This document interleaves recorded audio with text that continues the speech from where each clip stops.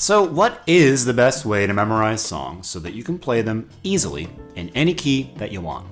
Well, without a doubt, it's knowing how the harmonic progression works. And that was our main focus when we created the map in Mapping Tonal Harmony Pro. So today, I want to show you what's new in version 10 of Mapping Tonal Harmony Pro, because we've taken the harmonic analysis to a whole new level. And we're making an entire series on how to memorize tunes and play them in any key by analyzing its harmony using these concepts.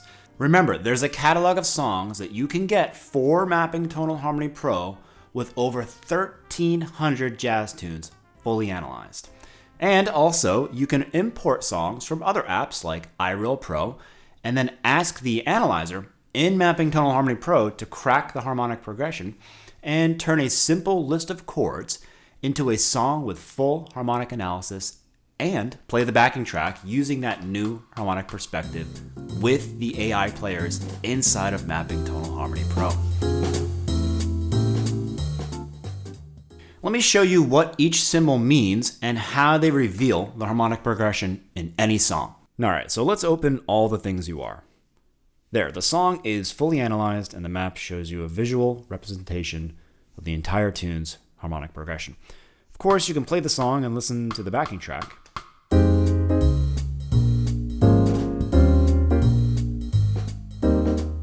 On the map, you can see the harmonic progression playing in real time.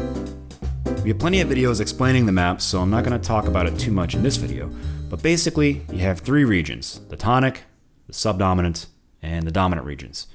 And every chord in a progression belongs to a specific place in each region. Every function is always at the same place, regardless of the key. The 1 is always at 12 o'clock in the tonic region, and no matter which key we choose, it's always there. Of course, the chord changes depending on the key, but not the function. So if I just play the first 5 chords in All the Things You Are, the progression follows a 6-2-5-1-4 path.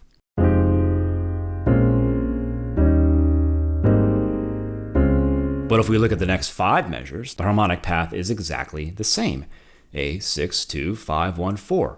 Only this time, it's in a different key.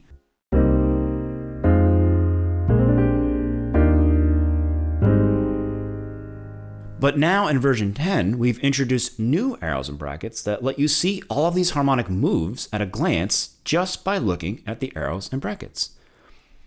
Also, now you have the option to color code the chart. You can view each layer as a different color, and also change the notation of minor chords from a lowercase m to a dash. If I hide everything else, and I just show you the arrows and brackets, you can see how the harmonic path in these measures is exactly the same as the one in these measures. This is really cool because now you know the chords might be different, but the harmony is the same. Each arrow and bracket represents a specific cadence, harmonic moves that are commonly found on every song. There are 2 types of lines, solid and dashed, and 2 types of symbols, arrows and brackets.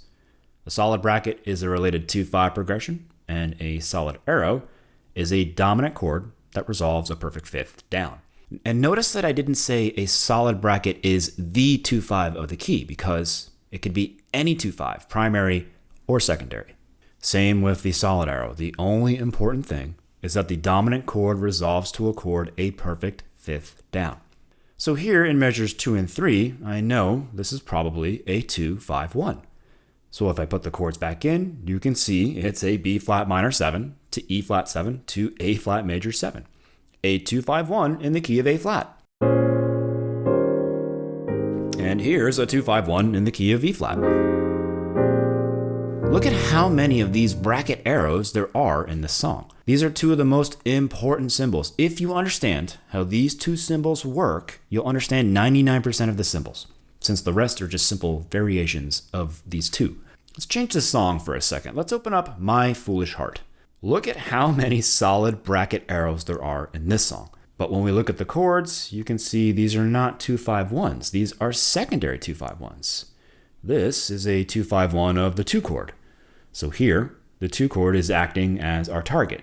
D minor 7 to G7 flat 9 is a 2-5 of C minor 7, the 2 chord of our key. And F minor 7 to B flat 7 to E flat major 7 is a 2-5 of 4 that resolves to the 4 as expected. A solid bracket followed by a solid arrow is a 2-5 that resolves down a perfect fifth. Just look at this chain of 2-5s that resolves at the end of the A section. This is a typical turnaround progression.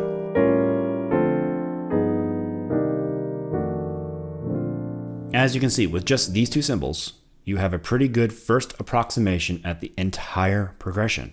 Now there's a couple of solid arrows that are not preceded by a bracket, like in measures 5 to 6. This is a D7 sharp 5 to G minor 7. So this is a dominant chord that resolves a perfect fifth down. So we add a solid arrow. When I see this, I immediately know this chord is a secondary dominant that resolves to its target. But look at the next two chords here. D flat 7 sharp 11. They are connected by a dashed arrow. A dashed arrow represents a dominant chord that resolves a half step down. When you see a dashed arrow, you know there's a tritone substitution going on here. This is because the tritone sub is a tritone away from the original dominant chord, and therefore a half step above the target. Let me show you. If I replace this D flat 7 sharp 11 with a G7, now I have a solid arrow from G7 to C minor 7 because G7 is a dominant chord that resolves a perfect fifth down, and it works great in the tune.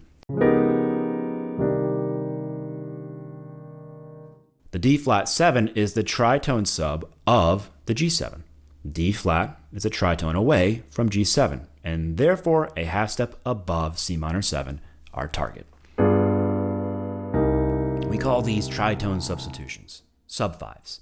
So if G7 is the 5 of 2, then D flat 7 is the sub-5 of 2. And notice how on the map, all sub-5s are on the opposite side of the circle. And I use these symbols to reharmonize on the fly every time I want to use this technique. Like here, instead of a solid arrow, I can think of a dashed arrow. So instead of playing a D7 to G minor 7, I would play an A flat 7 to G minor 7. So isn't that awesome? You can reharmonize on the fly if you know what you're doing. This is what all the great players do all the time. And now you have a tool to understand and practice these concepts like never before. Let me show you another cool reharm that we can do on this turnaround with all these arrows and brackets. What if I were to replace all of these dominant chords with their tritone subs? Now I have a completely new turnaround. But now all the arrows are dashed arrows because we've replaced all of the dominant chords with their tritone subs.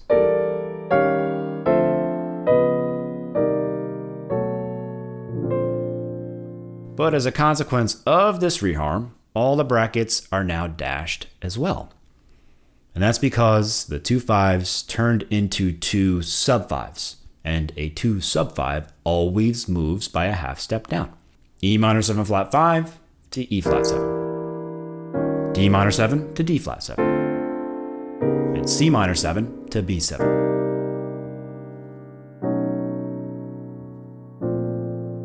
All the roots are now descending by half steps. So now you know a dash bracket is a minor 7 or a minor 7 flat 5 chord that resolves to a dominant chord a half step below. These 4 symbols are essential. Make sure you understand what they represent. Trust me, once you get used to them, your playing will improve tenfold. But Mapping Tonal Harmony Pro 10 goes way beyond that. Now, the app will show you delayed arrows as well. Take a look at this turnaround in All By Myself. These arrows are telling us that these are dominant chords that resolve down a perfect fifth, but a chord has been interpolated between them. This is an extended dominant sequence with interpolated 2 chords.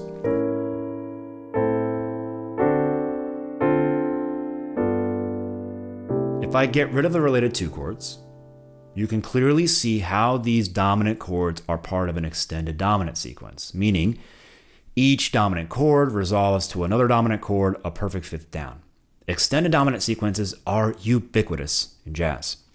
But so are related 2 interpolations. If we interpolate the related 2 chord for each of these dominant chords, we make the progression much more interesting. Before the D7, I could throw in an A minor 7. And before G7, the related 2 is D minor 7. The extended dominant sequence is still there, as you can see, represented by these delayed solid arrows. But now, each dominant is accompanied by its related 2. Look at the difference between a simple extended dominant sequence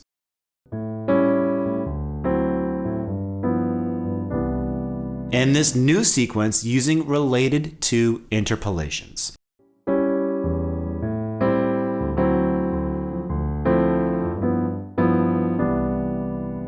The cool thing is that now every dominant chord is followed by a minor 7 chord with the same root. And that's what the headless straight arrow is used for. A chord that turns into a minor 7 or a minor 7 flat 5 chord. A7 turns into A minor 7. D7 turns into D minor 7. So there's your new symbol, a chord that turns into a minor 7 or a minor 7 flat 5 chord. The headless arrow is also useful to understand the progression in songs like Afternoon in Paris, where the harmony moves down a whole step, like a 1 major 7 to flat 7 major 7 to flat 6 major 7. And you're always going to find this harmonic move. Look at the first measures. C major 7 turns into C minor.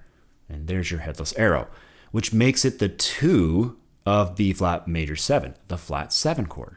And if we turn the B flat major 7 into B flat minor 7, we get the 2 of A flat major 7. Many songs are going to use this technique. So remember, a headless arrow is a chord that turns minor. Another symbol that we've introduced is the circled bracket. This is a minor 7 that resolves down a perfect fifth to another minor 7 chord.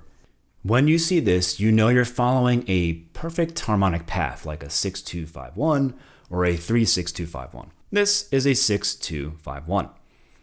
A minor 7 to D minor 7 is a 6-2, so A minor 7 is going to D minor 7, a perfect fifth down, represented by the circled bracket. In Have You Met Miss Jones, we have 2 consecutive circled brackets. This is a 3-6-2-5-1. But what happens when instead of these minor 7 chords moving by a perfect fifth, they move by a half step? Well, that would be a dashed circled bracket. That's the case in Christmas Time Is Here. This parallel minor 7 chord progression is a really nice reharm of a 3-6-2-5-1.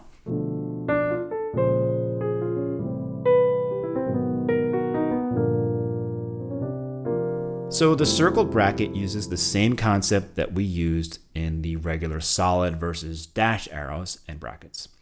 Solid means perfect fifth movement in the bass, and dashed represents movement of a half step down. Another really powerful cadence in music is the backdoor progression. Like here in measure 2 of Christmas Time Is Here. When a dominant chord resolves up a whole step, we show a step arrow. This is always the case in the backdoor progression, flat 7-7 to 1 major 7, which is this E flat 7 to F major 7 here in the song. And of course, when we have a complete backdoor progression, a 4 minor to flat 7-7 to 1 major 7, we'll see a solid bracket followed by a step arrow, like here in My Foolish Heart. E flat minor 7 to A flat 7 sharp 11 to B flat major 7 is a backdoor progression in the key of B flat major. Our next symbol is the circled arrow. This is when the root of a major 7 chord moves a perfect fifth down, like in a 1-4 or a 4 to flat 7. But this bass movement is so important that we didn't limit the type of the target chord. Like again here in Christmas Time Is Here. B flat major 7 to E flat major 7 is a 1-4. But E flat major 7 goes to A flat 7 flat 5, which is also a root movement of a perfect fifth from a major 7 chord. For example, in Stella by Starlight, we see how we get to the flat 7-7 from the 4 chord, which allows us to have a backdoor progression. A flat 7-7 to a 1 major 7 in the next measure. And finally, there's a really common reharm in which both the dominant chord and its tritone sub are used together. This will create a root movement of a tritone between two dominant chords. Like here in Are You Real? Here, the G7 and D flat 7 are used together to target the C minor 7 chord. G7 is the 5 of C minor 7, and D flat 7 is the sub 5 of the chord. So G7 to D flat 7 are both dominants, a tritone away. We indicate this with an angled solid to dashed arrow. So when I see this, I know this is a dominant and a tritone sub working together.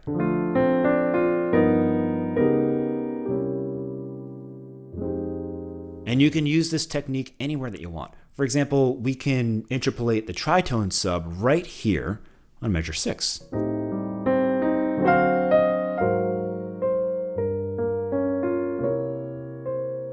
And of course, Mapping Tonal Harmony Pro reflects this technique by using our new symbols. And that's all the symbols. I know it's a lot, but they're really useful, and you don't have to know them all right away. The cool thing is that in the new version of Mapping Tonal Harmony Pro, you can open any of the songs in the catalog, even the ones that you've created yourself, and you'll see all this analysis right away. Click on any of the chords to follow the progression in the map, or just play it to listen to the backing track while you view the harmonic progression happening in real time. I hope this was useful. Mapping Tonal Harmony Pro is available for Mac OS and on iOS for iPhone and iPad. You can visit mdex.com to learn more about the app and get your copy today. I'll see you on the next video.